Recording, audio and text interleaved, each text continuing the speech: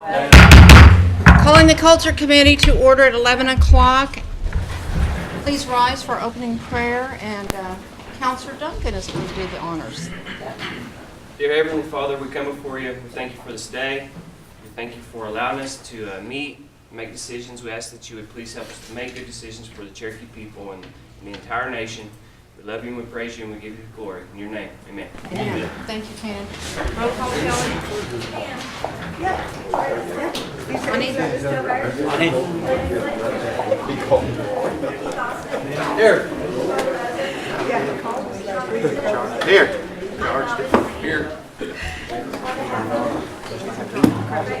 Here.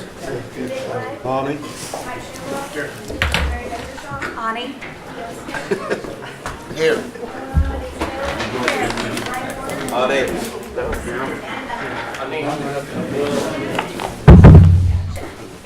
Tilly. Cool. Alrighty. Asking for approval of last month's minutes. Second. All in favor? Thank you. Any opposed? Alrighty. Thank you. We'll start with reports and welcome Molly Jarvis with our Cultural Tourism Department. Good morning, Molly.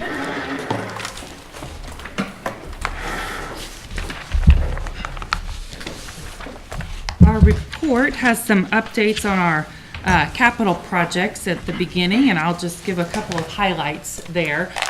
We continue the work on the Capitol building and now have the formal approval of the name, which will be Cherokee National History Museum. We continue work on the interior exhibits and expect an opening late this spring. For the downtown cultural pathway that's on the report, that will be a pathway system that will link our assets downtown from the Capitol to the prison. We expect to go out for bid for that project in February, so we're hoping to have something to report the March meeting with our board and this committee. For Celine, we continue work there, and currently our caretaker home is out for bid. And then your report has some highlights from our retail operations. We have our exhibits, a couple of them coming to a close today. So we'll be removing those and installing new exhibits. And then just a reminder to place on your calendars the 6th annual Cherokee Days in Washington, D.C. at NMAI will take place April 12th through 14th. And with this one, we have a couple of additional events similar to last year, but if you were there, we had the removal exhibit that was in a gallery on the second floor that will transition to a banner exhibit and be moved to the 4th floor, coinciding with the exhibit of the Treaty of New Echota, which for the first time will be on display for a 6-month period in NMAI's treaty exhibit. So that'll be exciting, and we plan a little bit of a ceremony to unveil that with tribal officials before the reception we have on Thursday evening for that event. And that's really, and then one more thing with the Cherokee Art Market, we have the youth competition coming up. So we've been sending information out to all the schools and JOM, and if you can provide that to anyone in your or your constituents, that would be wonderful. Looking for youth competitions for the art market, and then the winners will get a booth in the formal art market in October. Thank you. Hey, Molly, I got a quick question about that. I did not bring my packet from yesterday with me. What is the deadline for the entry on the youth? For the submissions, Travis, We can send it. okay, we'll Okay, send you just all the email formal it information. so that we can each get that. Okay. Yeah, it's at the end of March, but I don't know exactly the date. And will that application be online too? Yes. Okay. On the Cherokee Art Market site, which you can get to through our Visit Cherokee Nation site. Okay. Does anyone have other questions for Molly? Yes, Counselor Shaw. Molly, on the art contest for the grade school, Yes.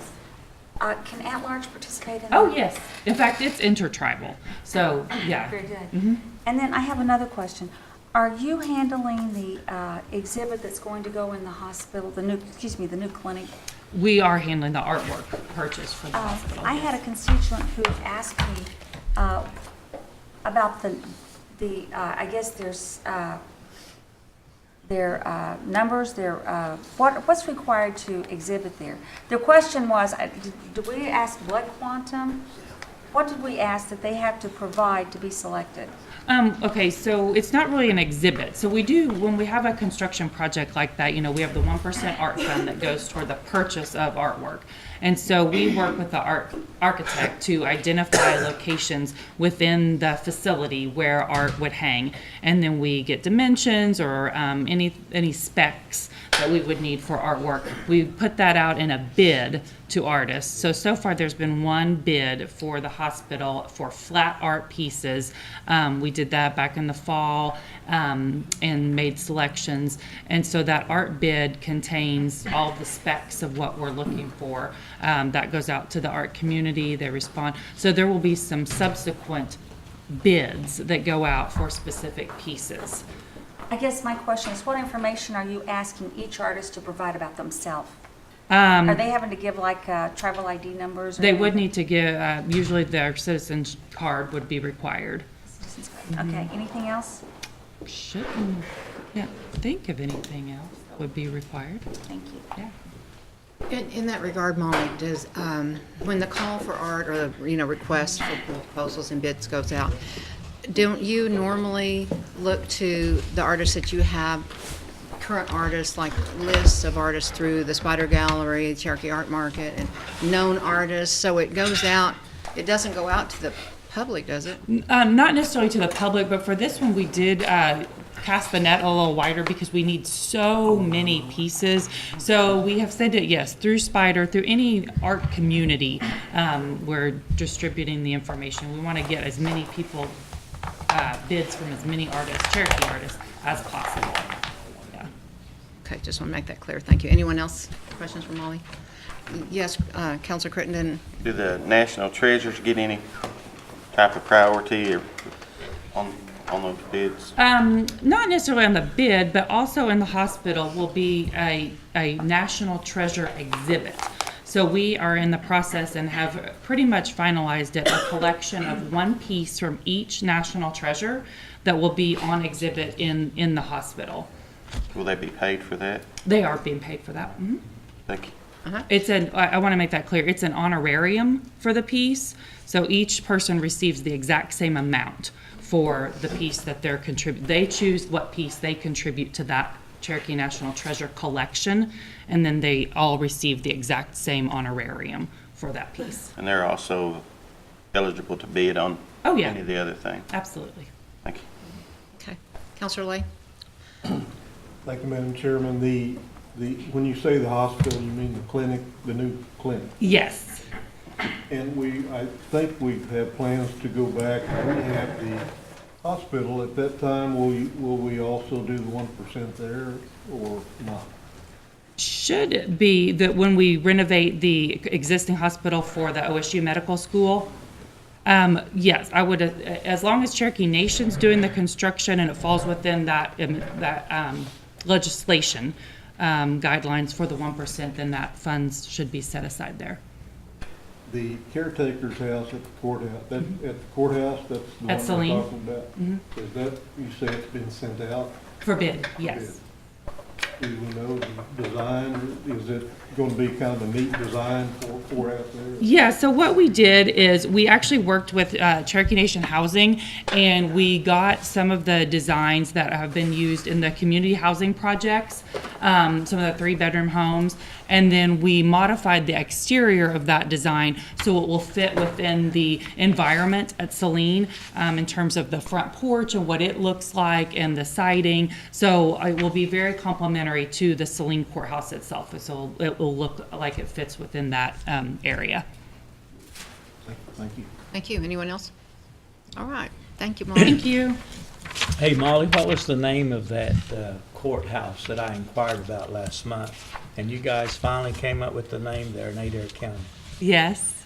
And now I you're going don't know. to challenge me. It's a Flint district. Flint District. Flint District. Yes. Okay. I knew there was one there. Yeah. Thank you. Our next report is from Cherokee Nation Language Program, and I see Roy Boney and Anna Sixkiller here. Thank you for being here.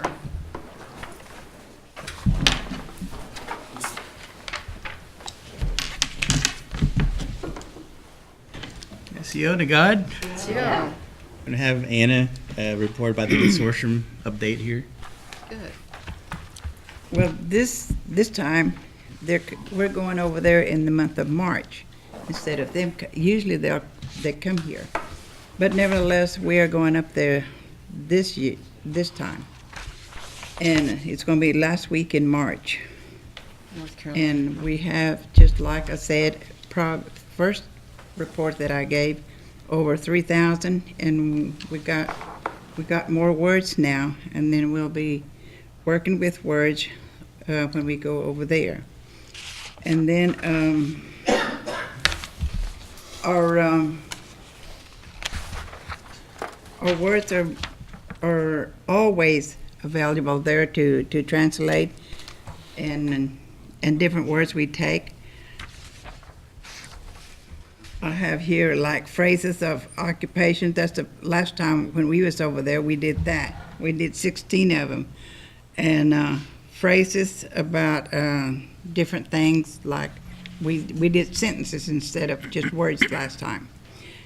And then in the rest of the time in my office, for quite a few months now, I have been working on the old courthouse translation. That is every day. Every day. So, and I have to proofread it, and then it comes back, and I'll proofread it again, and I'm still on it. I'm not through with it yet, and that's, but I like doing that. I like working with the language every day. That's my job. And you That's do a my good job report. at it, too. When you say over there, do you mean Eastern Bay and North Carolina is where you're going for your next Yeah, speaker? we're going over Okay. this And time. Could you give just an example of a sentence that you're going Oh, to boy. translate? Or a phrase? Phrases were in like occupation, there they had, where do you work, or or what do you do? There's a lot of, you know, things like that. What do you do in your work? It was more like farm work, school work, and just different area works, and where people can have words of what to say. Where do you get your ideas for the things that you're going to translate Well, like that? Do you They ask? had the sentences. They get, if we do it, we get ideas from the setting. Like if it's for school, then we'll think about school. Oh, okay. And then if it's a farm, then farm stuff, and home, you know, just different things like that. Okay, thank you. Anyone have any questions for Anna?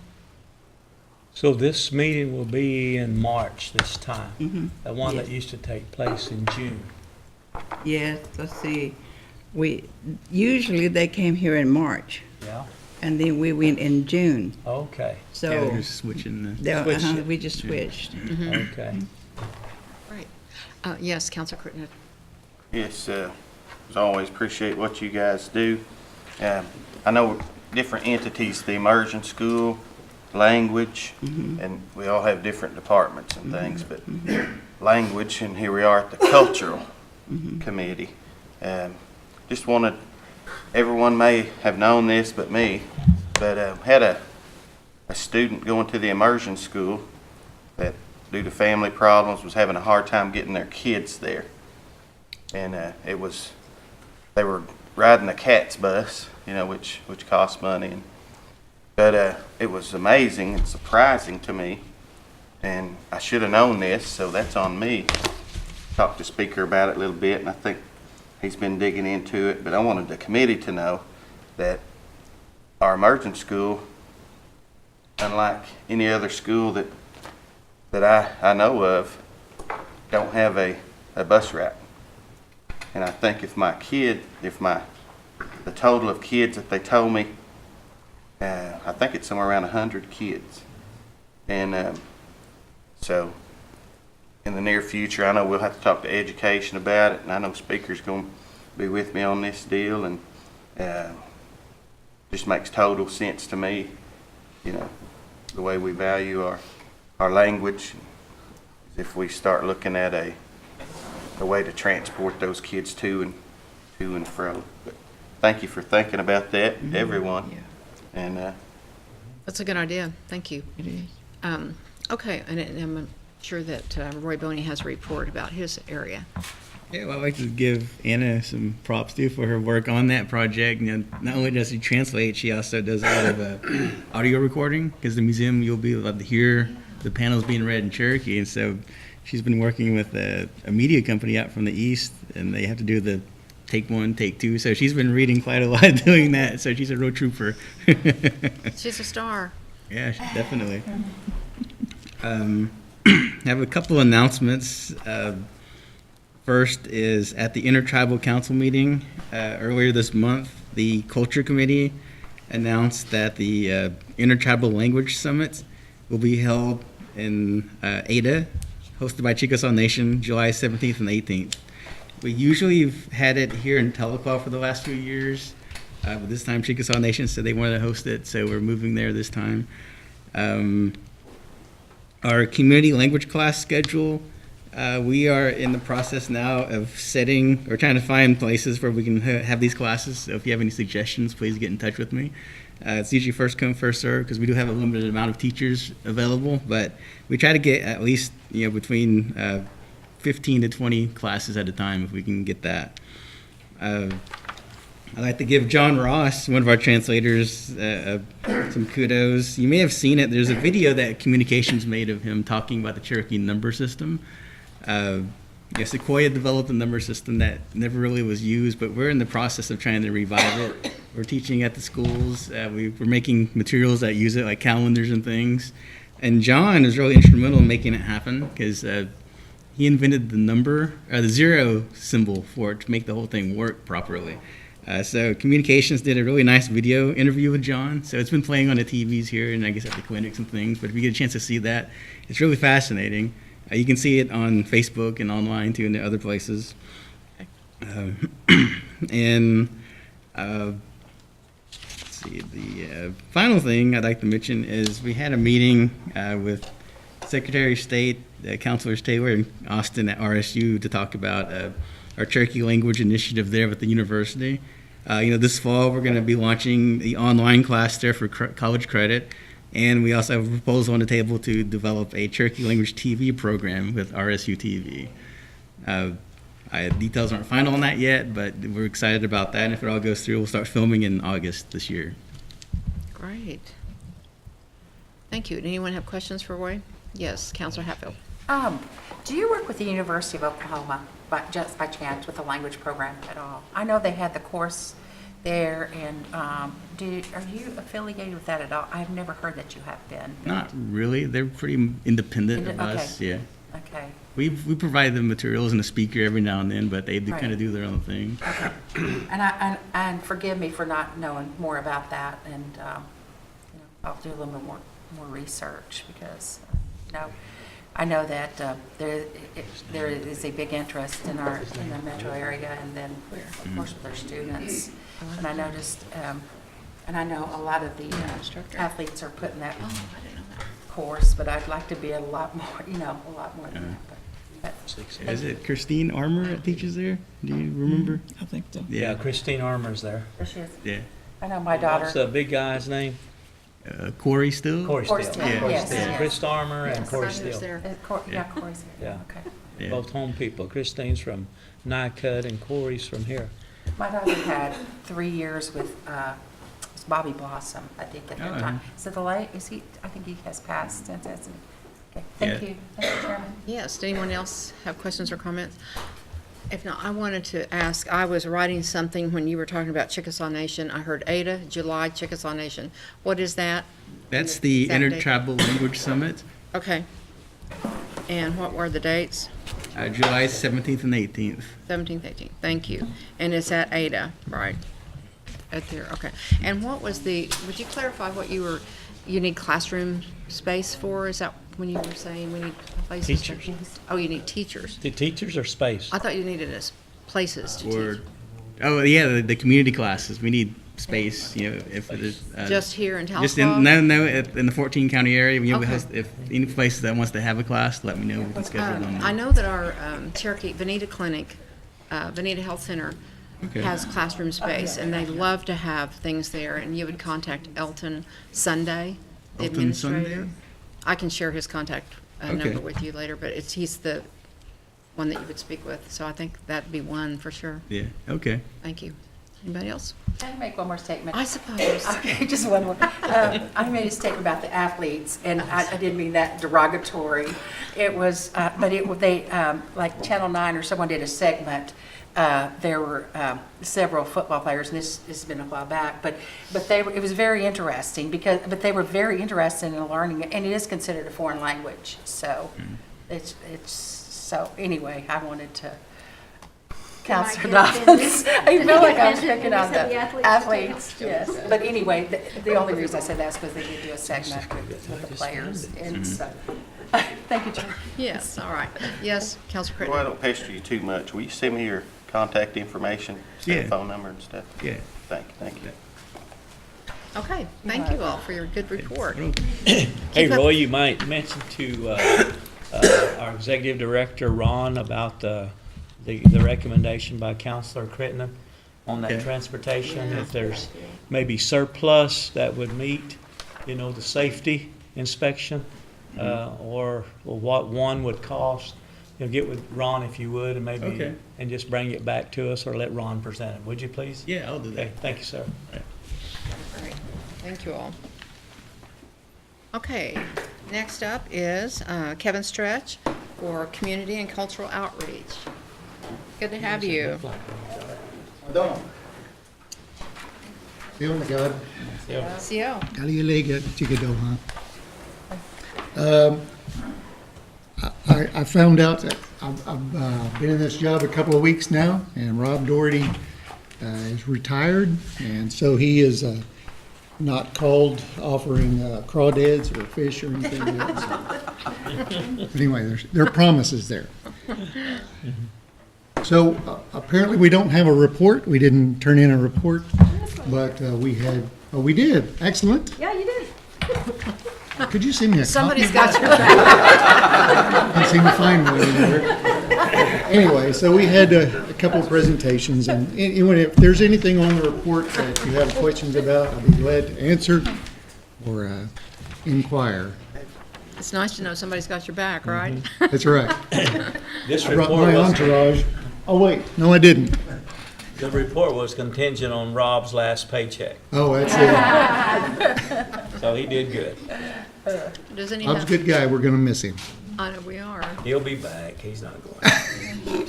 Anybody have any questions for Kevin? Yes, Mary? Kevin, I know you don't have the report, but I want to disagree with these numbers. I was there. The number of people attending the Phoenix event, it says 143, and then the number of people attending the Tucson event, 95. That Tucson place was packed, guys. That elementary school was packed. Each table sat 10 people across each side, and in my mind, I've just sat here and thought, I bet there were what? 2,300. Yeah, I'm saying, you would agree with me, wouldn't you? There were more than 95 people there, and I just don't want, I think these are wrong. And I guess my question is, just, you don't know this probably, but did he get the numbers off the sign-in sheets? Are people not signing in? Is that what's happening? Yeah, and that's typically what happens. And I didn't attend, as you know, the Arizona events, and so, but yeah, that's typically what happens. Or someone will come in and sign their name for their family, and then might have several people with them. But this is just, the sign-in sheets are all we have to go by, so that's the numbers we report. I just want everybody to know, I am positive there were more people than are reflecting off this number that were there. Anyone else? All right. Scott, please, thank you. Well, don't. We'll make sure you get a copy of that report. Alrighty, what do we got next? Let's see.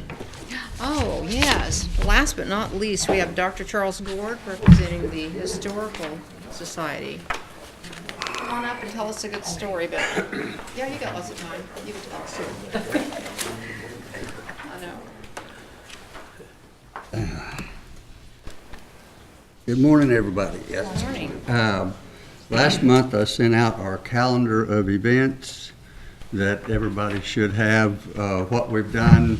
The only thing we've done in terms of that is fill in additional information as to what the event is and that kind of stuff. And the final, I think I received the final version of it this morning. We'll review that and get it out to everybody. But the activities, the dates for the year are all on there for y'all to take a look at, because I sent that first one out last month in case there was an opportunity or something that anybody on the council would have a question to, or things you wanted to add to it. So be sure and take a look at that.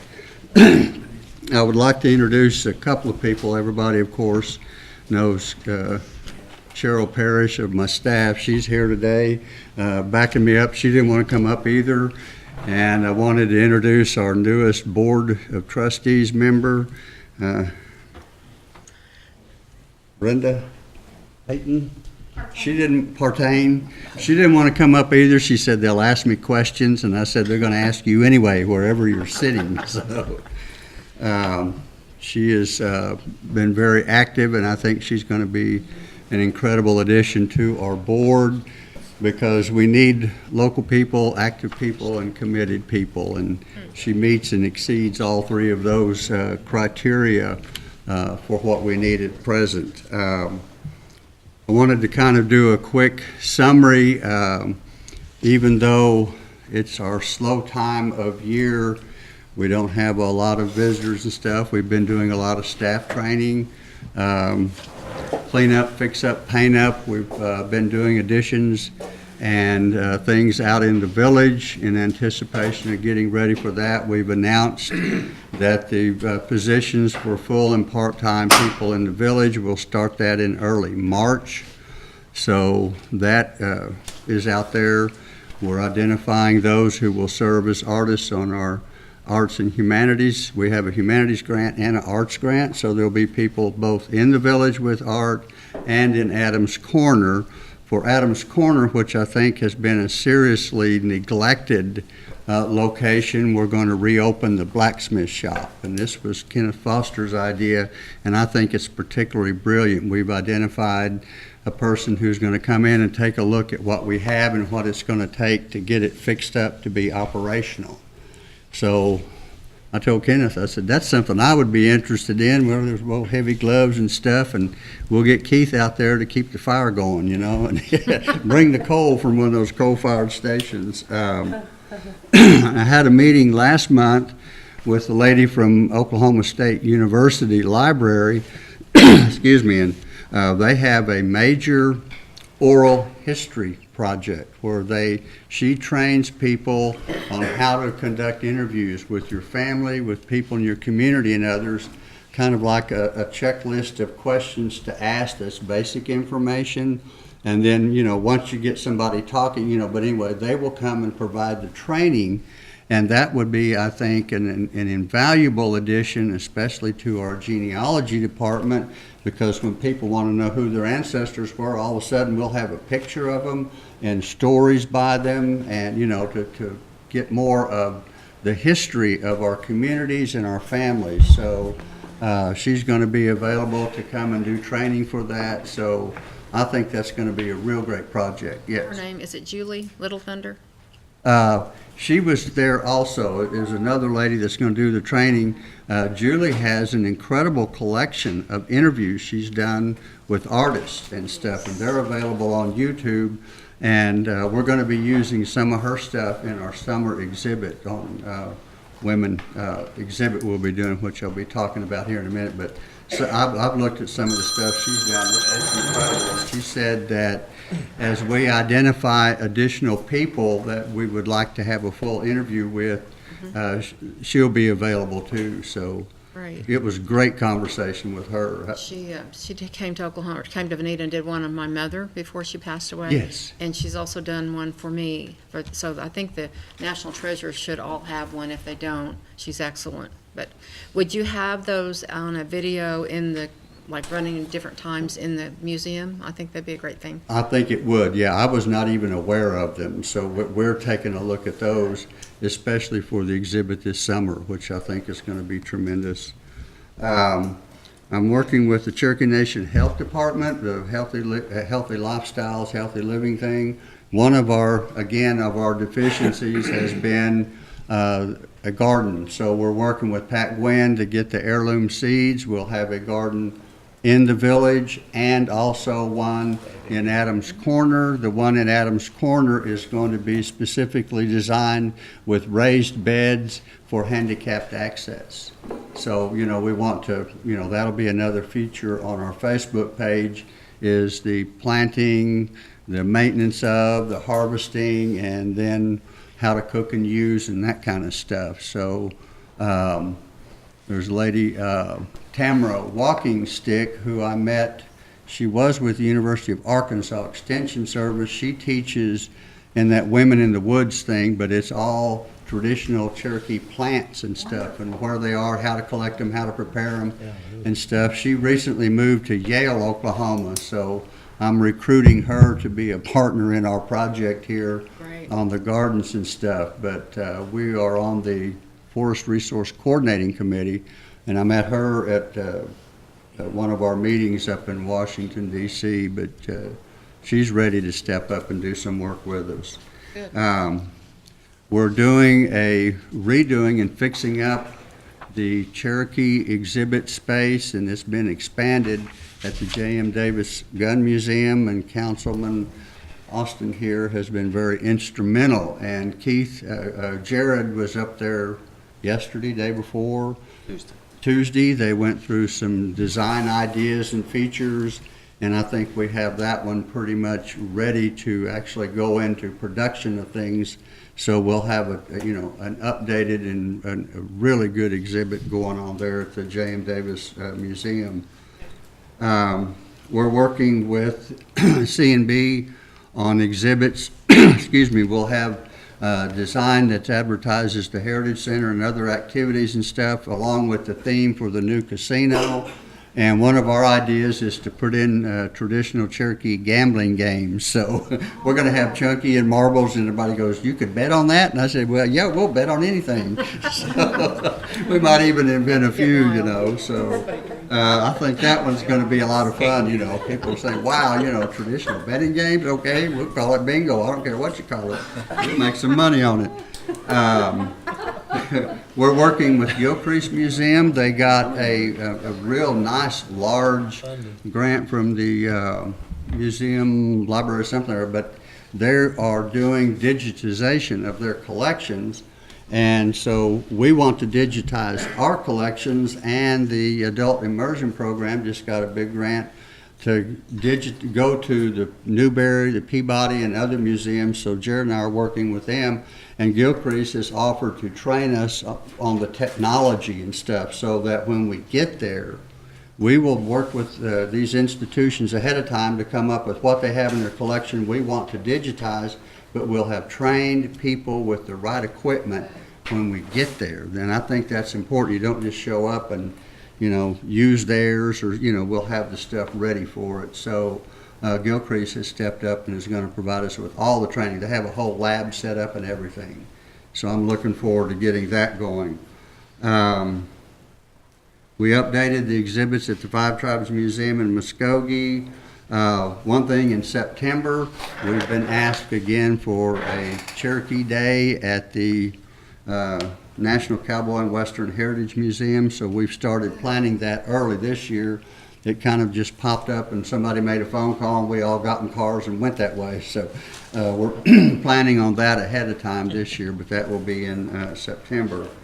One of the things, in reference to what's happening in the Claremore area, the exhibit that we have up now, the Cherokee Kid, about Will Rogers, looked at his life and Cherokee culture prior to him becoming famous. That is, his family history and what all was going on in his life prior to becoming famous. And usually what happens when we have an exhibit and you take it down, it's kind of put down in the basement, but through the partnership again, with the Will Rogers birthplace. There's a barn out there that's no longer used for animals. We're going to move this exhibit there to become a permanent exhibit. So I think that's a tremendous use of what, we have it funded through the State Arts Council and Cherokee Nation and the Heritage Center, but this is now an opportunity to take something that would just be taken down and either destroyed or, whatever, but somewhere. actually be a long-term permanent exhibit.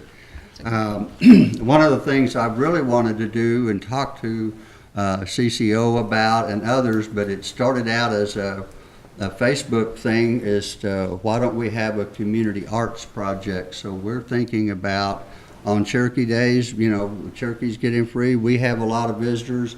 We want to try to create a space or an opportunity for local Cherokee artists to come and set up and sell their works and stuff. And I've thought about, and I think it would be a tremendous asset working with CCO, is that they have these rural community organizations, and we have that open space that's just empty most of the time, as to why not let each community have that space for 2 or 3 months to talk about who they are, where they are, what they're doing. Because even though, we're the designated end of the Trail of Tears, and the Trail of Tears was a significant and a tragic event in our history. Let's not let that be the end-all, be-all of our existence. Not that let that be our defining moment. We want the world to know what Cherokees are now, where we are, and what we're doing to demonstrate that we're still here. And this would be an opportunity for all the communities that are out there to come there, because we, again, have people coming from all around the world in all 50 states. So I think that would be a good opportunity, and tie that together with the Community Arts Project. I have a quick question about that. Are you talking about the outdoor area where they usually have the tents at Cherokee during holiday? Yes. Okay, that's Yeah. a great idea. We could have it inside, outside, in Adams Corner. They could set up, where, we have all that space in the springtime and the fall. Right. But I think this would be a good opportunity for local artists that make stuff that either don't attend or can't afford to go to Santa Fe and, all the big shows. But it would be an opportunity for them to have their stuff available for sale. And if we could then take from that and coordinate an online sales thing, where we would have, and we could set it up with PayPal or another one, and anyway, there's some ideas I know we've been there's talking a about. lot of that. artists out there in our communities. There are a lot of artists There's out a there lot of that do artists. not go to shows. They have a job, they don't have time to travel, but they would like to sell their work somewhere, so I think it's a great idea. That's the only way we're going to perpetuate and continue those. That's right. Is if there's a Thank you. financial, if there's an incentive to do it, because what happens is people make baskets, or they do paintings, or they make pottery, and they either sell it too cheap, or they give it to family and friends, and family and friends eventually hate to see them coming because they say, I already got one. So I'm convinced there's a market out there. We just need to define and work with the people on how best to do that. And we've been talking with folks in the Commerce Department here on entrepreneurship ideas and how we can do a social entrepreneurial venture around that. So Great. we have the Summer Women's Art Show that's coming up. Now that is a product and a follow-up on you all are aware of the Shakopees up in Minnesota. There's going to be a national Indian women's exhibit in Minneapolis. And that is going to become a traveling exhibit, and Philbrook is going to be one of the locations to where that's going, and it'll be in 2020. So I've called Philbrook and established a cooperative partnership with them, because I said we don't want to give the appearance we're trying to get out in front of or replace or whatever, but to promote what they're doing.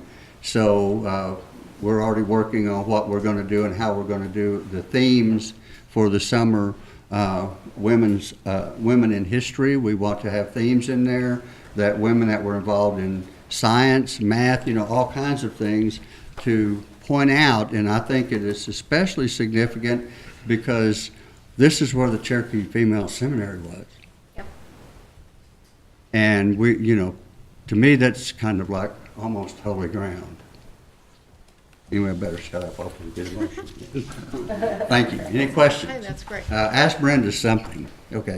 I think she's ready. She don't get a free ride. Okay, I Let think me, that's all. let me say something about Brenda.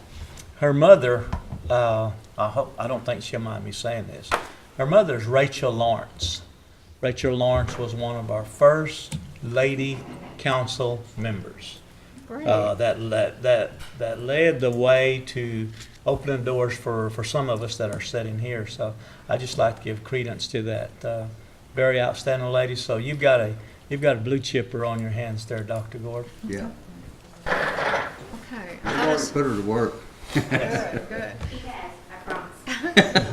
Counselor Austin had a question. Yeah. More comment.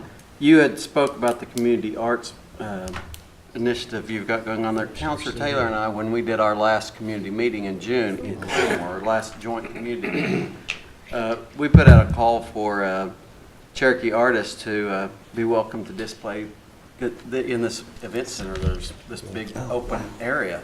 Yes. And we had more than a dozen local artists come and share their art that evening, set it up, and the oldest was, the youngest was a high school Cherokee artist, and the oldest was 92 years old. And they spent time together sharing their work with their community that evening and with each other. It was wonderful.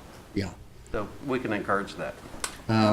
Just as a quick, one of the things I want to try to take a look at with the Trail of Tears art show, as you all are aware, that is open to artists and Indians of all tribes. It's not just restricted to the Cherokee and our experience on the Trail of Tears. And one of the things have just about decided I'm going to go ahead and do it and see what happens.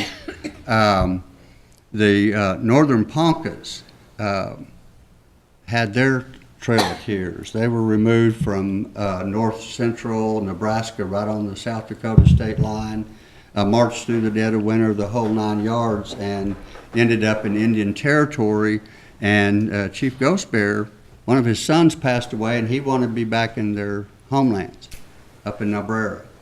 And so they loaded his body up, and they were headed north, and he was arrested and put into a military fort for being an Indian off his reservation without approval or a signed letter from the superintendent of the Bureau of Indian Affairs. The commander of the base was sympathetic to his cause and allowed him to sue him in federal court.